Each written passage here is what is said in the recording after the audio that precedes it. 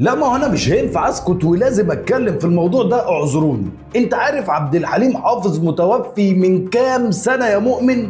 من 48 سنة وشهر ونص تقريبا، يعني بالتحديد من يوم 30 مارس 1977، يعني حوالي نص قرن. طب عارف سعاد حسني متوفية من قد ايه؟ بقالها حوالي 23 سنة الا شهر، بالتحديد من 1 يونيو 2001 تقريبا. يعني عندنا رجل توفى من نص قرن وسيدة توفت من حوالي ربع قرن، ولسه لحد دلوقتي في ناس شاغلهم ان حليم كان متجوز سعاد حسني ولا ما كانش متجوزها ومصاحبها. طب الكلام ده بيتقال دلوقتي ليه؟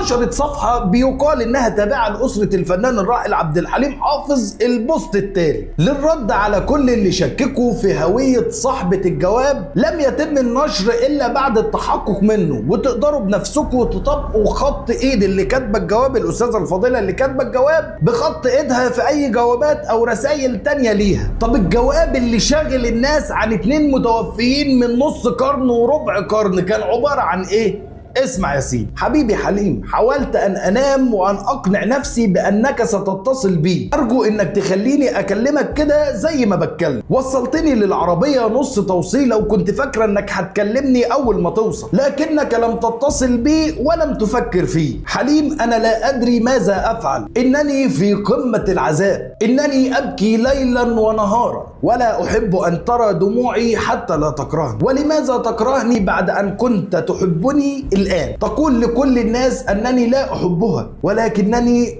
أحبك يا حليم. ماذا أفعل؟ قل لي يا حليم، بعد أن أصبحت حقيقة يا حليم أتعس مخلوقة على وجه الأرض.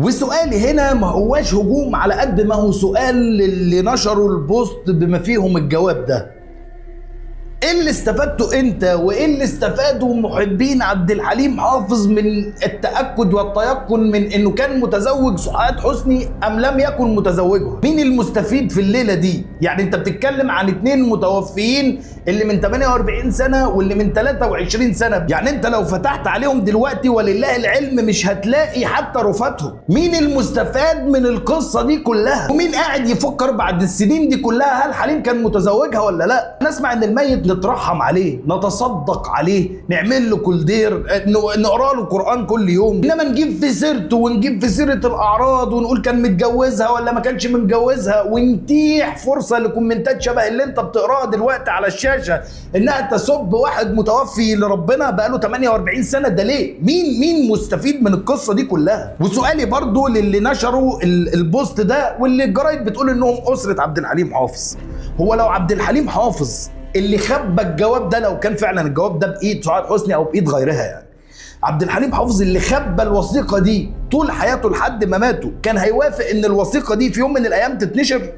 كان هيوافق ان حضرتك تثير الجدل حوالينه وهو عايش او وهو متوفي؟ يا جماعه، حتى الميتين، حتى اللي توفوا الى رحمه ربهم، يا جدعان سيبوا المتوفين في حالهم. والله ما حد مهتم، مش محدش مهتم عشان عبد الحليم حافظ شخص عابر او شخص ما كانش له قيمه اطلاقا. ما حدش مهتم علشان الاتنين توفوا الى رحمه ربنا، لا تجوز عليهم غير الرحمه، او انك تصدق لهم، او انك تقرا لهم قران، مش انك تجيب سيرتهم واعرضوا كان متجوزه، لا ده ما كانش متجوزه، كانوا متصاحبين، لا ده ما فيش قسيمه جواز تقول انهم كانوا متجوزين يبقى كانوا ليه الكلام ده على الميتين؟ ليه بتعملوا كده؟